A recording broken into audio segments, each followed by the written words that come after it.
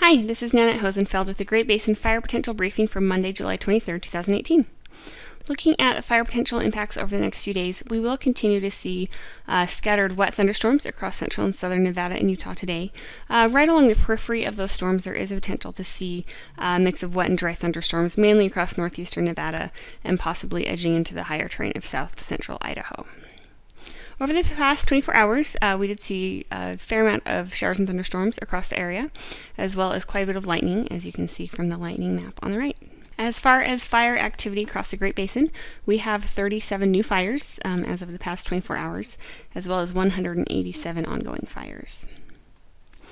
Observed precipitation has continued to mainly remain across the southern part of the Great Basin. You can see that over both the past 7 days and the past 14 days that the majority of the precipitation across the Great Basin has been focused across the southern two-thirds of the area. It's really been quite dry across the north over the past 2 weeks.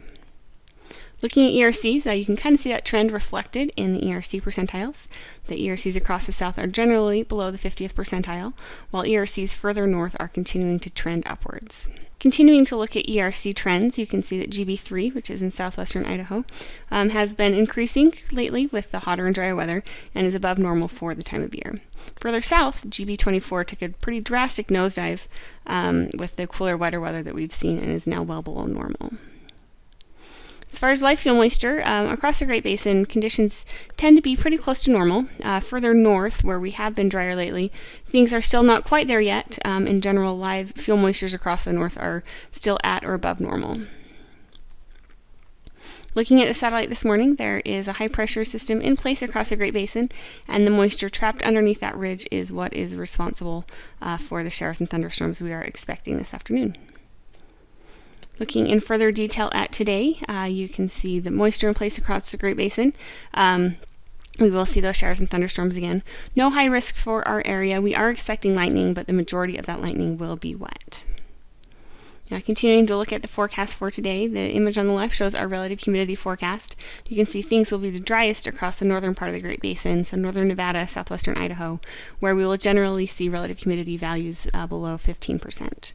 The map on the right shows those areas expected to see showers and thunderstorms this afternoon, and the majority of these storms will be wet. Moving into Tuesday, moisture continues to increase to the north across the Great Basin. You can see some of our areas in the map on the right turning into that yellow category as that moisture increases northward. With that increase in moisture, we will continue to see showers and thunderstorms in the afternoon, but again are not highlighting anything as far as high risks because the majority of those thunderstorms will be wet. As we move into Wednesday, the moisture still lingers in place across the Great Basin.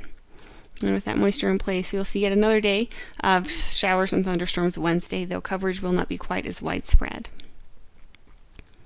Over the next 3 days, much of the Great Basin is expected to see precipitation.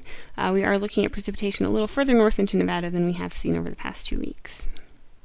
As we move into Thursday, we're looking at a pretty similar pattern with some moisture lingering across the area. As we move into Friday, it looks like some drier air starts to make its way into western Idaho, and you can see from the significant fire potential map some of those zones beginning to turn brown.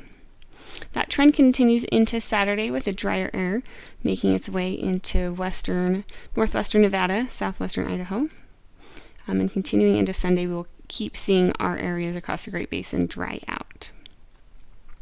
Over the 7-day period, precipitation looks pretty similar to what we're looking at in the next 3 days. So what that means is that after the next 3-day period, we're not expecting too much in the way of precipitation across the Great Basin. Finally, in the 8 to 14-day period, the Climate Prediction Center is calling for above normal temperatures. That'll take us all the way through August 5th. And as far as precipitation, it's looking like we'll continue to remain dry across the northern part of the area with the potential for some above normal precipitation across the south. So that's it. If you have any questions, please feel free to contact us. Our information is on the screen, and you can also find us on Twitter. Thanks.